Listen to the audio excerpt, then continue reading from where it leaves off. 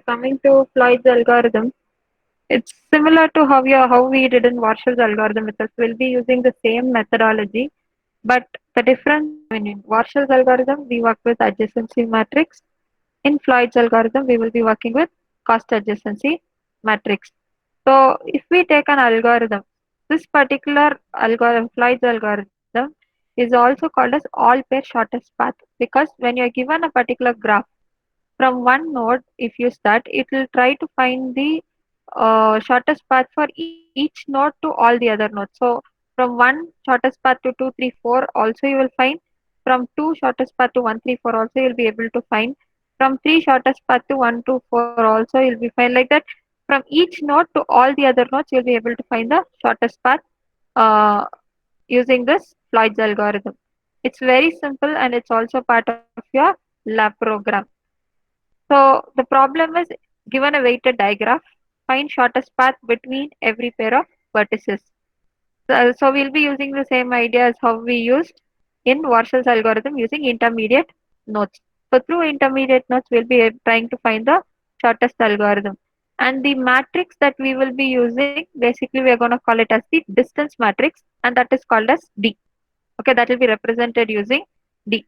So if I want to find the shortest path from I to J, then basically whatever path I already have, whatever edge value that I already have from I to J, I can either take that as the smallest value, or I can find if there is any shorter path through an intermediate node K.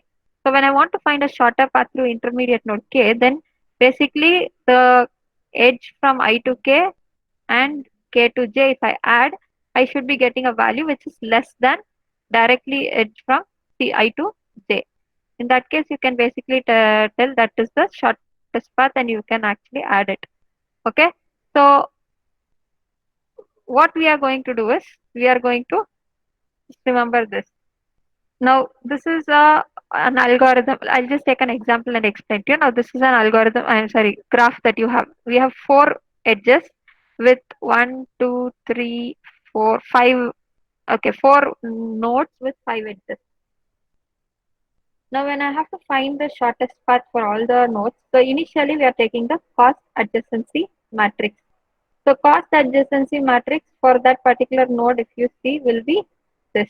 P of 0 is the cost adjacency matrix initially. That is from A. Now 1 to 1 is 0. 1 to 2 there is no direct edge. So it will be infinity. 1 to 3 we have an edge with value 3. 1 to 4 there is no direct edge. So it is infinity.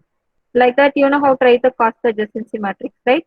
So all the diagonal values will be 0. And if there is a path from a one node to another, the cost will of that particular edge will be put, otherwise infinity will be given. Now the first step that we are going to do is take the first node as the intermediate node. And through the first node, we have to find out if there is any distance that can be found for any of the node in this particular matrix. So all the values we need to check when we are taking A as the adjacent intermediate node. So I'll be taking the first one, the first column. Fine. So if I want to find out, I can find out for this, and this. Yes. So for all the nodes, all these nodes I have to find out if there is any alternate path. Now A to A will be 0. So I'll start from A to B.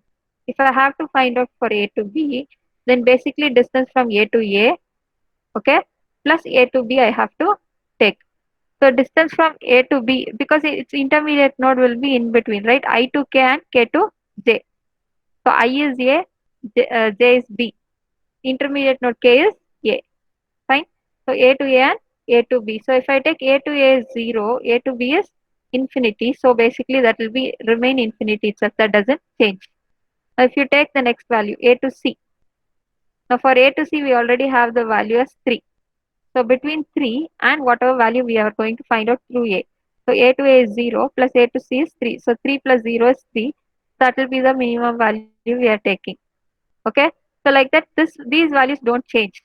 Now coming to the next row, that is B to A. Okay. B to A you basically will be taking as B to A plus A to A.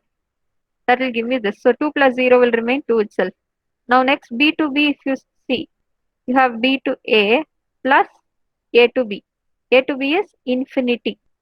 Okay, and this is 2. 2 plus infinity is basically infinity. 0 is actually less than infinity, so we will keep it as 0 itself. Now coming to next B to C.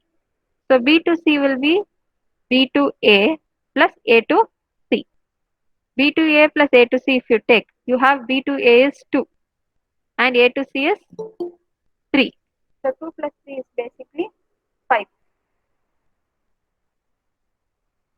So you can see that the value changes to 5 because 5 is less than infinity, which is already present. Now when you go for B to D, it will be B to A and A to D. A to D is already infinity, so it remains infinity itself. Now coming to C, C to A. C to A will be C to A plus A to A. Fine. Then C to B will be C to A plus A to B. So 7 will remain as it is. C to C, we know 0 is the smallest value. For C to D, it is C to A and A to D. So 1 is already smaller than infinity, so it remains the same. Now coming to the last row, that is D. D to A doesn't change. D to B, D to A and A to B. So here you find 6 and infinity. 6 and infinity, infinity only. Now coming to the next value, you have 6 here, you have 3 here. So 6 plus 3 becomes 9 and infinity is greater than 9. So this value changes to 9 in D1. Okay, this is how we are changing all the values through when we are taking A as the intermediate node. So that way you can find this will be the final graph, I mean final matrix that you're getting when you present A as the intermediate node. Now this after this first step, second step is choosing B as the intermediate node. Okay. So when you're choosing B as the intermediate node, what we will do now, we will take the second row and second column. Now again here you have to see, you have 2 plus 3 which is 5, but 0 is smaller than 5, so this will not change. Okay. If you take here 2 and 7, basically it is 9. So 9 is less than infinity, so this value changes to 9. Okay, like that you have to see.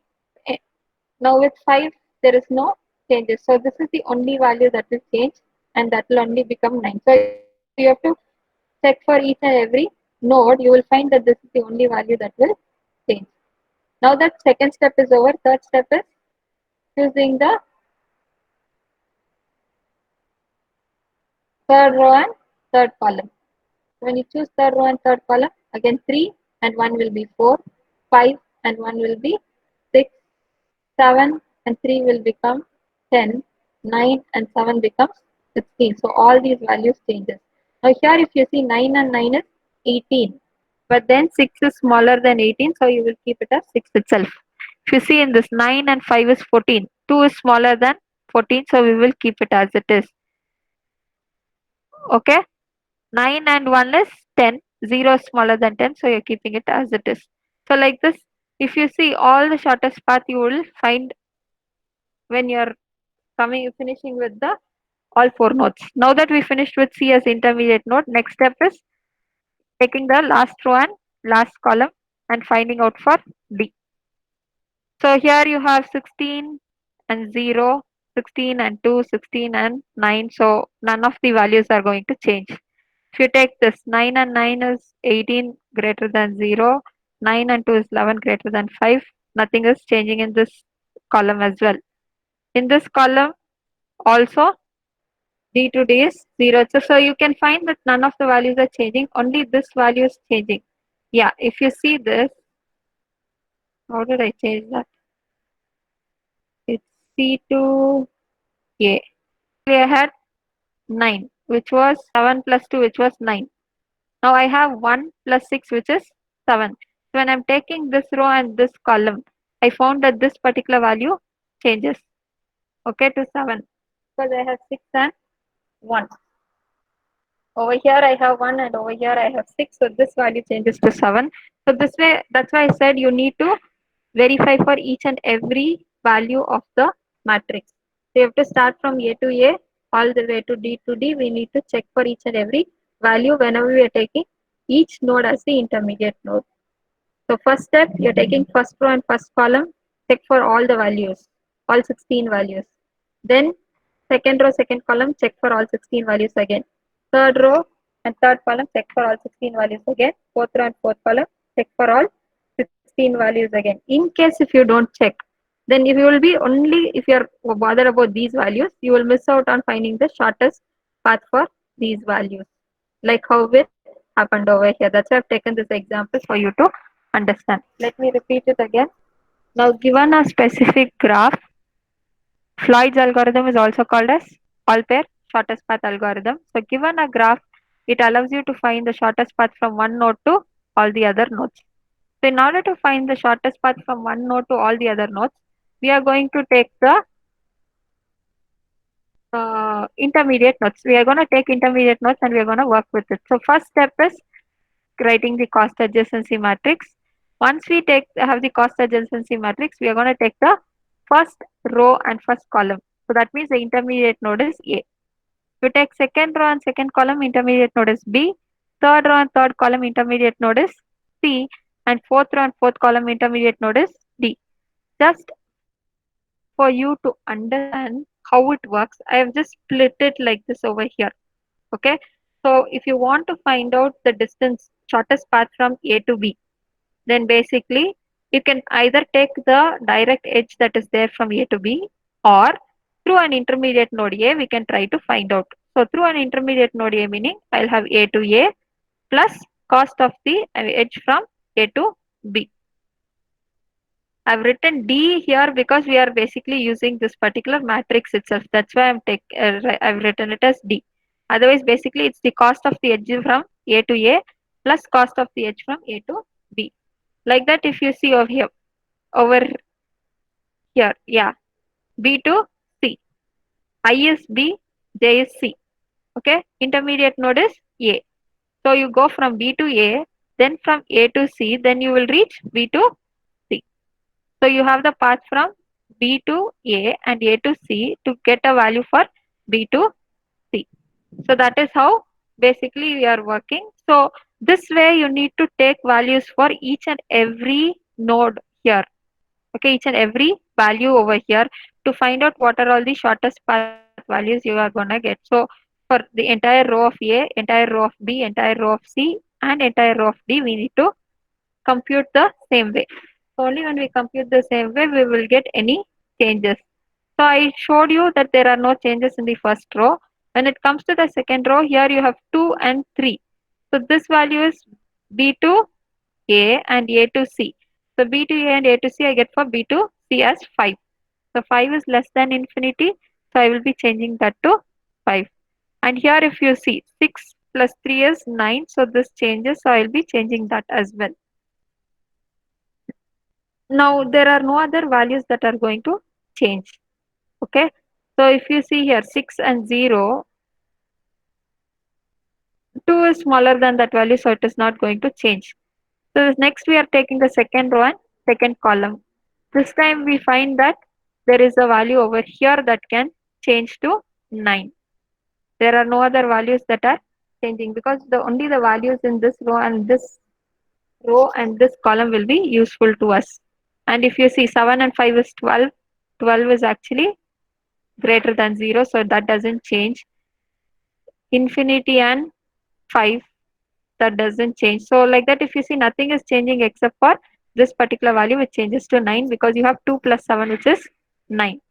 Now coming to the third row and third column, you have 1 and 3 which becomes 4. You have 1 and 5 which becomes 6. Then here if you take 9 and 3 is 12, so this doesn't change. 9 and 5 is 14, this also doesn't change. 7 and 3 is 10, so this changes. 7 and 5 is 12. 12 is greater than 0, so this will not change. 7 and 9 is 16, so this will change. 7 and 0 will remain 7 itself. Okay, and here you have 9 and 9 which is 18. 18 is greater than 6, so this also doesn't change.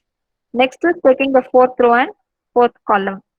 So when you take the fourth row and fourth column, you find that you have the value 6 here and 1 here. So 6 plus 1 basically is 7. 7 is less than 9, so this value will change. Whereas the other values basically are not changing because the all the other values in this row and this column are bigger. Okay. So since if you take 9 and 2 is 11, 11 is greater than 5, so 5 will remain as it is. So either the value in this or the value that you are getting through a transitive path, if it is smaller, then we will change the value to the smaller value. Otherwise, we will keep the value as it is. So the only change in this is this particular value, which changes from 9 to 7. Let me explain the algorithm once more. I told you you need to find the shortest path from I to j to the intermediate node. So intermediate node we are taking it as k. So k is for the intermediate node, I and j are for the values. So if I want to find the distance from I to j, then either I can take the minimum value from I to j or to the intermediate nodes of k. So dik plus dkj, that is a to b plus b to c will give me from a to c. So this particular intermediate node will remain the same as to whichever node that I am using. So the input that is given will be the cost adjacency matrix. Output will be the all pair shortest path matrix which you're gonna get. And since we are using 3 for loops, you'll have 3 summation formulas. So basically the time efficiency is going to be theta of n cube. How were you adding, ma'am? If you see here, this particular formula. So if I want to find out from A to, okay, through D, D to C. If I want to find out the shortest path from D to C, then basically it will be from D to C and C to D. So D to C I have got the value as 6 and C to D is 1, so that becomes 7. Otherwise previously I had got it as 9 because I had taken through intermediate node B. So 3 intermediate node B, I had got B to C as 2 and C to B is 7. Now here if you see this particular, if I want to find out for C to A, if I want to find out for C to A, then I have to go for C to B, sorry, A to B and B to C. I want to find out for A to C. Okay, so if I want to find out for A to C and the intermediate node is B, then I'll have to do A to B, okay, plus B to C. So if you take A to B value is what? A to B is infinity and B to C is 5. So A to B is infinity and B to C is 5. Yeah. So infinity plus 5 will be infinity. So that 3 is already there, so that doesn't matter. Now if I want to see for C to A, this is C comma A. This particular value here that we have is C comma A. So if I want to do for C comma A through B, then basically it is C comma B plus B comma A. Okay. So C comma B is what? C to B is 7. Okay. So this value is 7 plus B to C if you want to see. B to, sorry, B to A, right? This was B to A. Yeah. B to A is 2. So you find 7 plus 2 is 9. You understood this addition? Now A to, Yes, this ma'am. is A to C, what we previously saw. This is C to A. So this way you need to find it for each and every node. For each and every value, you need to compute this way. So if you write it into a formula like this, it becomes easy for you to compute. You will not get confused. Otherwise, confusion simply arises. You're going to blindly do it mentally. Initially, I was telling you mentally, so there won't be confusion. So you have to type it down so that you don't get confused in the future. Understood? After feeling Any alert, other doubt? worked out the pleasant black shell that drops down to the riverbed. So coming to the algorithm, you guys understand